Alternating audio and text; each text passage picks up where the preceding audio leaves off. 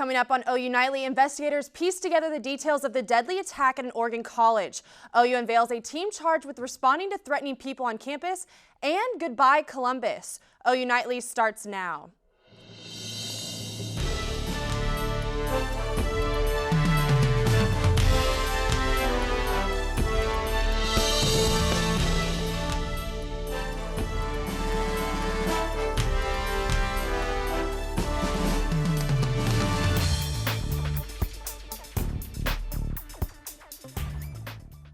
Revealed today about the Oregon Community College shooter. 26-year-old Chris Harper Mercer killed 9 people before being shot by officers in a firefight. 13 weapons were found, 6 on campus and 7 at his home. All of these weapons were legally obtained over the last 3 years through family members of the shooter. Mercer reportedly ordered students to stand up, asking if they were Christian. It is not clear at this time if he was a student at the college. After yesterday's shooting, tensions are running high on some college campuses, leaving students to wonder how safe they really are at school. OU Nightly's Shay Hawa-Shion has our story.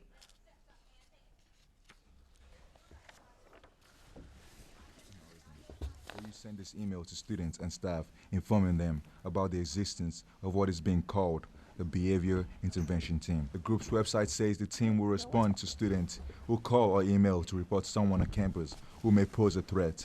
You have reached the Behavior Intervention Team. We called the number for the B team and got this record. If you are concerned about a student, faculty, or staff member, you may leave a message 7 days a week, 24 hours a day, or you may provide the information at ou.edu/NormanBit. We reached out to all 6 members of the B team and asked them to explain how the team works. Some could not be reached and others did not agree to an on-camera interview. Kent Ray, Chief Deputy of OUPD and a BEAT member, said in a phone interview, "We need people to stand up and say something when they see someone exhibiting potentially violent behavior." President Barron's spokesman, Coburn Wallace, emailed a written response when we reached out to him. The emergency response team is FEMA trained and OUPD does regular training with the Norman SWAT team. Have you ever heard of the BIT, which stands for the Behavior Intervention Team? I have not. Are they other students or faculty, or what are they? Can you explain to me what the email said about what they do? I didn't read the entire thing, though. No. News of OU's Behavior Intervention Team came as a surprise to many of the students, faculty, and staff members we talked to today. Well, Braden is here with a look at tonight's evening planner. Braden? Annie, Haley, should be a pleasant night outside tonight, 64 degrees by 7 p.m. Partly cloudy skies, cooling down to the mid-50s for a cool night to head out and about, go out with your friends, family, or any local high school football games. But coming up, I'll tell you more about a weekend rain chance once again, a Hurricane Joaquin update, and have your game day and 7-day forecast. But for now, back to you at the desk. Thanks, Braden. It hasn't taken long for one of OU's newest organizations to make its mark on campus. Indigenize OU, a student group for Native Americans, has been fighting to be recognized and included in the OU community. President Bourne recently acknowledged their efforts by proclaiming every Tuesday in October, starting on the 12th, as Indigenous Peoples Day. Former president of the American Indian Student Association said it is vital for Native Americans to feel that they have a place to belong.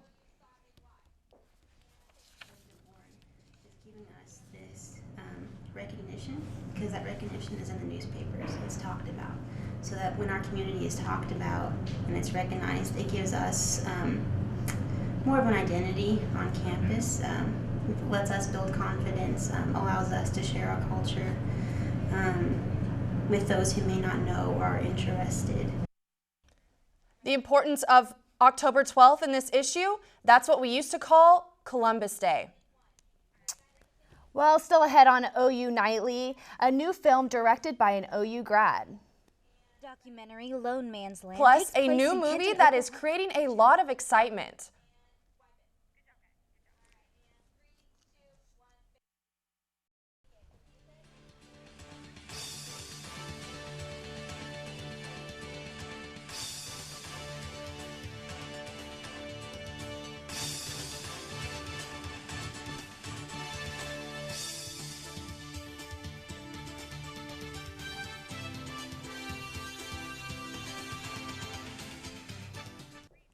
Welcome back to OU Nightly. I'm Rashida Kaba.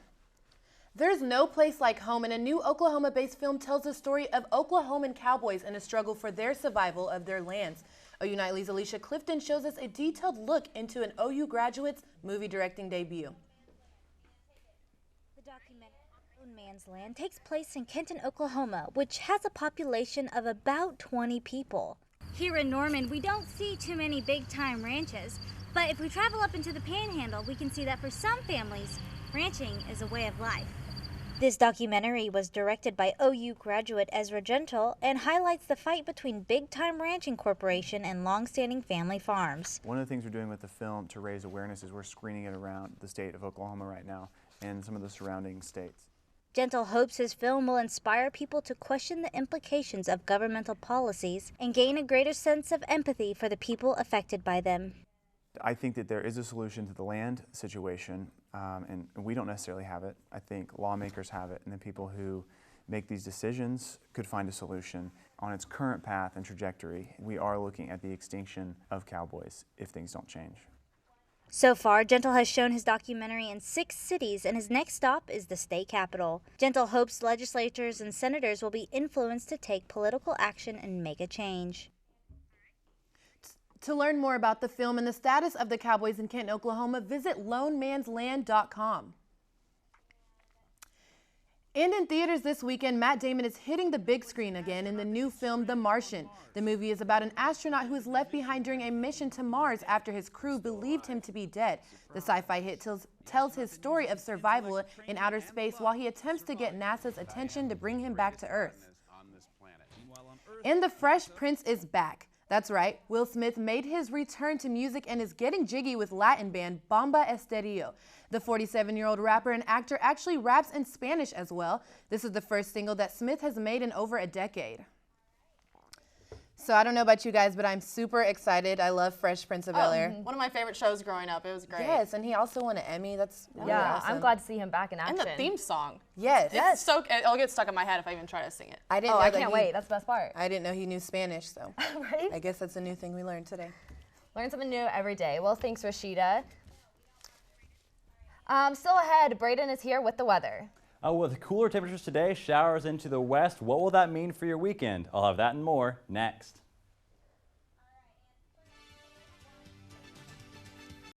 Welcome back to OU Nightly. I'm Braden along with your weather, giving you a quick Hurricane Joaquin update. If any forecaster told you that they saw Hurricane Joaquin still impacting the Bahamas right now and increasing to a Category 4, they're lying. Category 4 hurricane right now still impacting the Bahamas, winds in excess of 130 miles per hour, can do serious structural damage, not to mention the flooding currently going on right now on these islands off the Florida coast. Tonight, tomorrow, still impacting these same islands, moving off a little bit to the north, still strengthening, finally pushing off into cooler waters tomorrow morning, impacting the East Coast later on to the weekend and early in the next work week. So if you have any family up in the eastern seaboard, being college students or anything like that, make sure that they are aware of the situation going on. Now back here at home, weather headlines. We have thunderstorms out west today, continuing on into tonight, but a beautiful weekend ahead in store and a cool game day forecast as well. I'll have more on that in just a second. Now, rain tonight across the state into the early morning hours, isolated to the western and northwestern portions of the state. Clouds moving into northwestern Oklahoma tomorrow morning, continuing on into the early afternoon hours. Clouds likely for our game day. Showers and thunderstorms should stay away at least during the game that kicks off at 11 a.m. tomorrow. Expect just a cool, cloudy, pretty light winded day tomorrow for your Saturday. Lows tonight across the state, 50s across the board, except in far northeastern Oklahoma, dipping down into the 40s, 47 in Bartlesville, and 50 here in Norman. Now, as you head out the door in the morning at 7 a.m., 50 degrees, mostly cloudy to partly cloudy skies, staying similar all day long, 65, 70 by 4 p.m., pleasant conditions, clouds rolling in more into the afternoon hours with a slight chance of an afternoon thunderstorm or two. Highs across the state, 70s for the most part of the state, except in the northwestern portions of the state where, as you saw, that rain will continue to impact that area, keeping temperatures cool at 62 in Woodward. Going to your 7-day forecast, 71 on Saturday, 73, clouds breaking up a little bit for your Sunday. storm chances throughout Monday, Tuesday, and into Wednesday as we warm up just a little bit into the later parts of the next work week. So fall's still here to stay. Game day should be nice, but we're definitely keeping these cool temperatures around. Well, that's great news that tomorrow's going to be perfect football weather. Perfect. Yeah, it's going to be great. I'm excited for fall to finally kick in. Yes. Well, thank you, Braden. That's it for news. Big Friday Sports is on deck. Our OU TV sports team gives us an extended look at what's happening in sports. Mason Prince is standing by with more. All right, thanks, Annie. Today on Big Friday Sports is an important weekend in Sooner sports. The West Virginia Mountaineers are in Norman as conference play begins tomorrow, bright and early at 11 a.m. Big Friday Sports coming up next.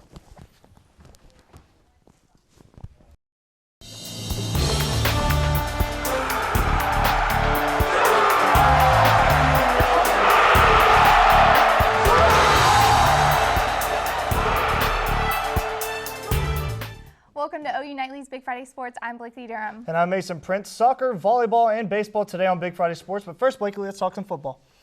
All right, well, so far the Sooners are 3-0 on the season, looking to continue that this Saturday against West Virginia.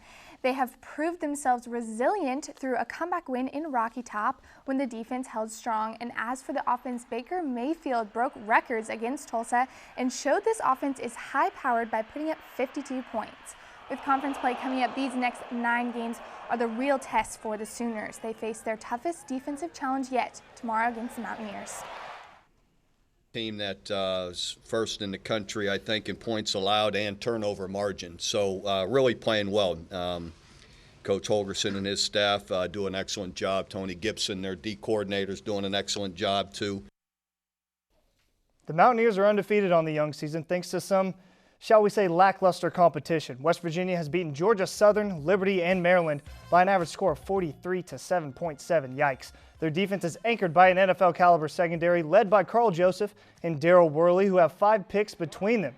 This defense leads the Big 12 in turnovers and second in total defense. Baker Mayfield is aware of the challenge that the Mountaineers defense presents. They have guys in the secondary they have back, like I said, and they're veterans. They've been playing for a while. And when you have guys that have been playing for a while that have experience, they know how to play teams they've seen in the past. So it'll be a good challenge for us, but just another game. The defense is looking to step it up a notch on Saturday against the Mountaineers after a rough go for the secondary against Tulsa. That's right. Hunter McKee gives us some insight on how the defense is preparing for the high-scoring Mountaineers offense. Hunter? Well, as we all know, the Sooners gave up over 600 yards to the Tulsa Golden Hurricane last week, and this week things won't get much easier against the Mountaineers in this top 25 matchup. This defense needs to figure out how to stop the pass, or tomorrow could be a long day. Well, they're very multiple in what they do. They got great personnel, good speed.